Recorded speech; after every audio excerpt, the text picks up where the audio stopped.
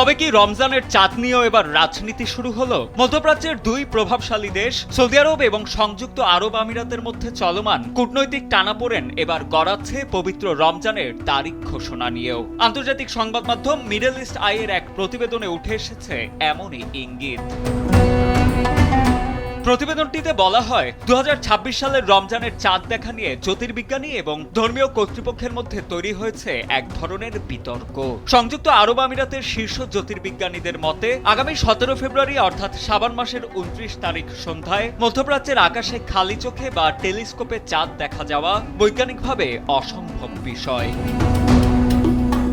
তবে প্রথা অনুযায়ী সৌদি আরব তাদের নিজস্ব আল কুরা ক্যালেন্ডার অনুসরণ করে। সেই গণনা অনুসারে সৌদি কর্তৃপক্ষ আশা করছে 17 ফেব্রুয়ারি সন্ধ্যায় তারা চাঁদ দেখার ঘোষণা দেবে এবং 18 ফেব্রুয়ারি থেকে দেশটিতে পবিত্র রমজান শুরু হবে। বিগত কয়েক বছর ধরে দেখা গেছে বিজ্ঞানীরা যখন বলছেন চাঁদ দেখা অসম্ভব, তখনও সৌদি আরব চাঁদ দেখার দাবি করে রমজানের ঘোষণা দিয়েছে। আন্তর্জাতিক মহলে এ নিয়ে নানা সমালোচনা থাকলেও কখনোই এসব বৈজ্ঞানিক যুক্তিতে কর্ণপাত করেনি সৌদি সরকার। তবে এবার পরিস্থিতি কিছুটা ভিন্ন।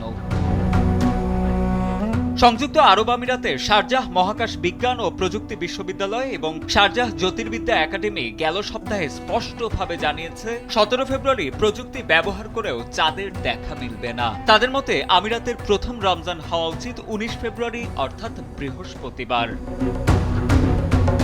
সাধারণত আরব আমিরাত সবসময় সৌদি আরবের চাঁদ দেখার ঘোষণাকেই অনুসরণ করে আসছিল, কিন্তু বর্তমানে দুই দেশের মধ্যে বাড়তে থাকা কূটনৈতিক দূরত্বের কারণে যে গুঞ্জন উঠেছে, এবার হয়তো সৌদির ঘোষণা উপেক্ষা করে নিজস্ব বিজ্ঞানীদের দেয়া তারিখেই রোজা শুরু করতে পারে আমিরাত।